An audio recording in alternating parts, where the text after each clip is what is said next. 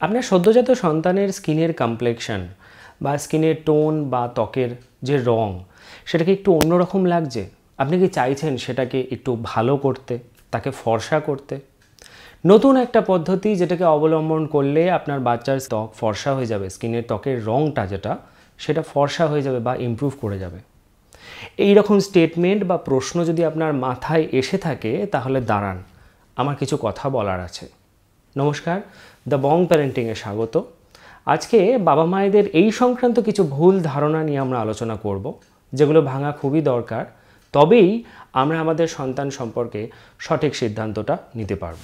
দেখুন, প্রচলিতভাবে এই রকম পদ্ধতি যাতে করে সদ্যজাত সন্তান বা ছোট বাচ্চাদের স্কিনের রং ইমপ্রুভ করা যায়, এই রকম নানান রকম পদ্ধতি বা ঘরোয়া উপাচার সম্পর্কে অনলাইনে আমরা দেখে থাকি। কিন্তু সেই পদ্ধতিগুলো কতটা বাস্তবিকভাবে অ্যাপ্লাই করা সম্ভব এবং সেটার কোনো সায়েন্টিফিক বেসিস আছে নাকি সেটা আমাদের জানা দরকার। প্রথম যে অ্যাভেলেবেল জিনিসটা আমরা অনলাইনে পাই সেটা হলো দুধ, বেসন এবং হলুদের একটা প্যাক তৈরি করে বাচ্চার গায়ে লাগানো। দাবি করা হয় তাতে করে স্কিনের রংটা ইমপ্রুভ করে যায় বা ভালো হয়ে যায়, ফর্সা হয়ে যায়। কিন্তু একটা জিনিস মাথায় রাখবেন যে এই জাতীয় প্যাক বাচ্চাদের ক্ষেত্রে একটা সার্টেন বা নির্দিষ্ট এজ বা বয়সের পর গিয়েই ব্যবহার করা যায়। সদ্যজাত সন্তানের ক্ষেত্রে কোনোভাবেই বা ছোট বাচ্চাদের ক্ষেত্রে কোনোভাবেই ব্যবহার করা যায় না, কারণ তাদের স্কিন অনেকটা সেন্সিটিভ থাকে। এই জাতীয় জিনিসগুলো ব্যবহার করলে তাদের স্কিনে ইরিটেশন হতে পারে, স্কিন ড্রাই হয়ে যেতে পারে বা স্কিনের পিএইচ ব্যালেন্সটাও চেঞ্জ হয়ে যেতে পারে। এই ভুল ধারণাটা পোষণ না করে বরঞ্চ আমাদের এটা ভাবা উচিত কি করে বাচ্চার স্কিনের ময়েশ্চার বা আর্দ্রতা বজায় থাকবে।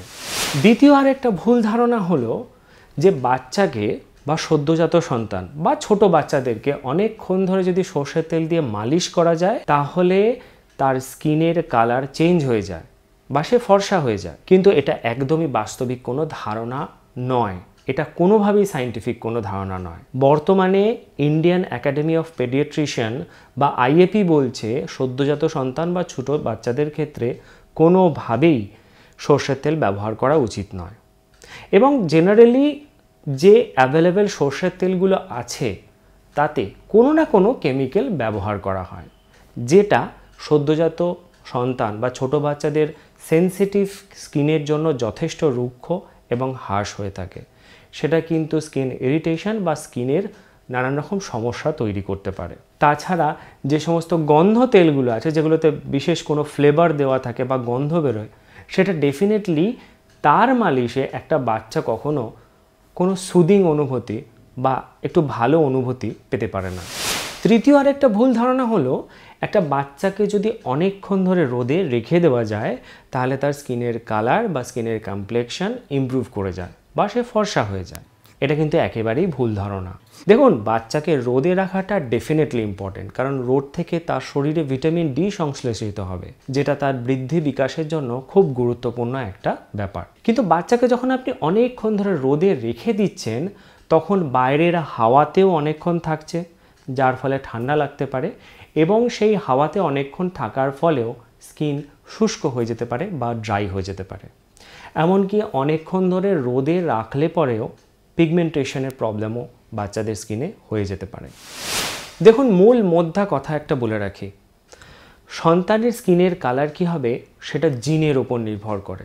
অর্থাৎ আমার এবং আমার স্ত্রীর গায়ের রং বা স্কিনের কমপ্লেকশনের ওপর নির্ভর করবে আমার সন্তানের স্কিনের কমপ্লেকশন কীরকম হবে। সুতরাং স্কিনের কমপ্লেকশন নিয়ে বেশি মাথা ব্যথা না করে যাতে স্কিনের কোয়ালিটি বা গুণগত মানটা যাতে বজায় থাকে সেদিকে গুরুত্ব দেওয়াটা অনেক বেশি দরকার, যাতে স্কিনের ময়েশ্চার বা আর্দ্রতা বজায় থাকে এবং সেটা প্রোটেক্টেড বা সুরক্ষিত থাকে, তাহলে স্কিনের কোয়ালিটিটা ভালো থাকবে।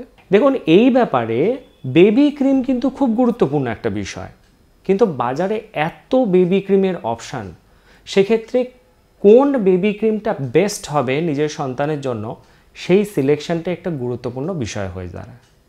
সেই জন্য আমি কয়েকটা টিপস দিয়ে রাখি যেগুলোকে ফলো করে আপনি আপনার সন্তানের জন্য আইডিয়াল বেবি ক্রিমটা কিনতে পারবেন। টিপস নাম্বার 1, এমন একটা ক্রিম চুজ করবেন বা এমন একটা ক্রিম সিলেকশন করবেন, বেছে নেবেন যেটা আপনার সন্তানের স্কিনের হাইড্রেশন বা আর্দ্রতা যেন বজায় রাখে। 24 ঘন্টা যেন না রেস্ট রাখে, যেমন জনসন বেবি ক্রিম।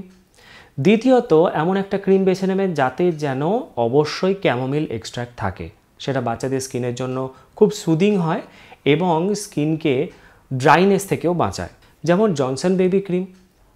আর অবশ্য করেই টিপস নাম্বার 3, অবশ্য করেই ক্রিমটা যেন ওয়াটার বেসড হয়, তাহলে সেটা খুব সহজে বাচ্চাদের স্কিনের সঙ্গে মিশে যাবে, বাচ্চাদের স্কিনের পক্ষে হালকা হবে এবং তাদেরকে একটা খুব সুন্দর সুদিং অনুভূতি দেবে, যেমন জনসন বেবি ক্রিম, যেটা বাচ্চাদের জন্য খুবই গুরুত্বপূর্ণ।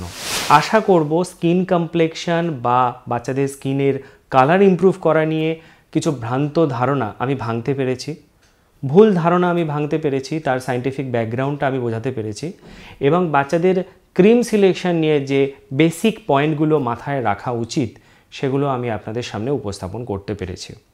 এই রকমই আরও গুরুত্বপূর্ণ আলোচনা আমাদের চ্যানেলে আছে, আপনারা বেশ কিছু ভিডিও লিংক ডেসক্রিপশন বক্সে পেয়ে যাবেন, দেখতে থাকুন।